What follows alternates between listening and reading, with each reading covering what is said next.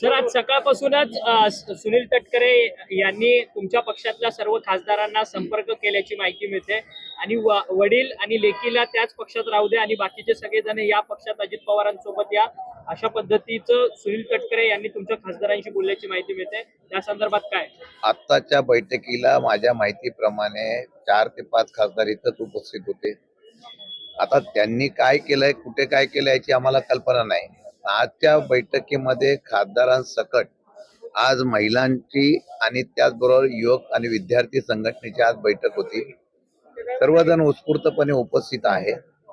भविष्य काळातल्या वाटचालीच्या संदर्भामध्ये काय निर्णय घ्यायचा, कशा पद्धतीने काही लोकांचे मुद्दे आहेत ते सर्व ऐकून घेऊन संघटनामधून निर्णय घेण्याचा त्या ठिकाणी प्रयत्न झालेला आहे. तटकरेंनी आणि त्यांनी कुणी काय बोललं याची कल्पना आम्हाला नाही, पण खासदार आणि सगळे कार्यकर्ते एका ठिकाणी मजबूतपणे पवार साहेबांच्या पाठीमागे आहे हे चित्र आजच्या बैठकीत दिसून आलेलं आहे. आजच्या बैठकीमध्ये संघटनांमध्ये अंतर्गत बदलासंदर्भात देखील चर्चा झाली. खास करून प्रदेशाध्यक्ष पद असेल, तुमचा प्रमुख यासोबतच युवक महिलांचं सगळेच पद बदलणार अशी देखील एक माहिती नाही. आज तर लोकसभा आणि विधानसभेच्या निवडणुकीनंतर पहिली वेळ आपण या सर्व पक्षाच्या प्रमुख पदाधिकाऱ्यांची बैठक आज युवक असेल, विद्यार्थी असेल, महिलांची घेतलेली. उद्या माझ्या माहितीप्रमाणे सगळे फादर बॉडी आणि प्रमुख कार्यकर्त्यांची बैठक सुद्धा आहे.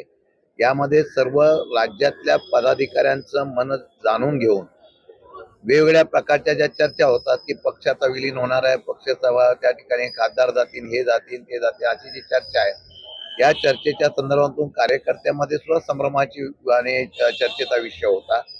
तो आज लोकांची मनं, कार्यकर्त्यांची मनं जाणून घेतलेली आहे. त्यांनी त्यांच्या भूमिका स्पष्ट केलेल्या आहेत. त्याच्यावर पक्षश्रेष्ठी म्हणून आदरणीय साहेब जो काही निर्णय घेतील तो निर्णय बंधनकारक राहील. आणि मला वाटतं की राज्यामध्ये सत्तांतर झालं आणि बहुमत आलं तरी सगळ्यांना केंद्रात राज्यात एकच प्रत्येकाला भीती आहे, ती पवार साहेबांची आहे. पवार साहेब काही करू शकतात. त्यामुळे सत्तेवर बसलेले सुद्धा आणि सत्तेवर नसलेले सुद्धा चिंतित असतात. मला वाटतं की पवार साहेबांना इतक्या वर्षाचा राजकीय अनुभव इतका मोठा आहे, त्यामुळे ते निर्णय काय घेतील, त्यांची आतापर्यंतची भूमिका पाहता ते भविष्य काळामध्ये जी काय रणनीती ठरवतील त्याच्या पाठीमागे आम्ही सगळेजण ठामपणाने उभे राहू. शेवटी हा निर्णय पक्षप्रमुख म्हणून पवार साहेब घेतील. मी मगाशी म्हणालो, जो काय बदल किंवा काय निर्णय घ्यायचा असेल आज तशी चर्चा काही नाही, पण जो निर्णय पवार साहेब घेतील तो सर्व पक्षाच्या प्रमुखांपासून कार्यकर्त्यांना सगळ्यांना बंधन करणार.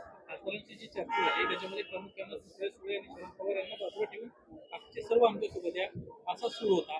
ज्यांच्या छत्रछायाखाली उभे राहतात त्यांच्याबद्दल अशा पद्धतीची एक भूमिका मांडतात. आमच्या कानापर्यंत अशा परिस्थितीत ही बातमी आलेली नाही. विशेषतः तटकरेंनी सुद्धा सांगितलं, मी कोणाशी संपर्क साधलेला नाही, मी कोणाशी बोललेलो नाही. तरी सुद्धा अशा प्रकारची भूमिका कोणी मांडली असेल तर मला वाटतं की त्यामध्ये उलट या संदर्भामधला संताप किंवा तीव्र पद्धतीची चीड निर्माण होईल. आणि मला वाटतं की ज्या वेळेला असा प्रकार प्रयत्न केला गेलेला आहे त्या वेळेला महाराष्ट्रातल्या कार्यकर्ते तेवढ्याच उत्स्फूर्तपणे उभे राहिलेले आणि ताकदीने पवार साहेबांच्या पाठीमागे खंबीरपणाने उभे राहिलेले आहे. दुसरीकडे धनंजय मुंडे यांच्या राजीनाम्याची मागणी धरू लागलेली आहे. तर अजित पवार मात्र त्यांच्या राजीनाम्याबद्दल काहीच बोलताना दिसत नाहीये. नैतिकतेच्या आधारावरती जोपर्यंत चौकशी होत नाही तोपर्यंत मंत्रिपदापासून दूर ते राहिले पाहिजे अशी भावना आहे.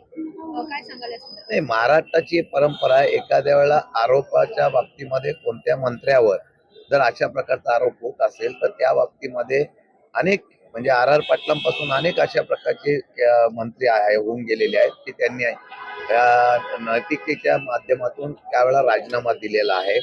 आता तो राजीनामा घ्यायचा का नाही घ्यायचा ते भाजपच्या आणि मित्र पक्षांनी ठरवावं, महायुतीने ठरवावं, मुख्यमंत्र्यांनी ठरवावं, उपमुख्यमंत्र्यांनी ठरवावं.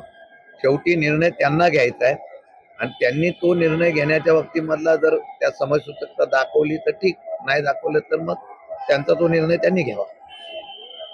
ओके.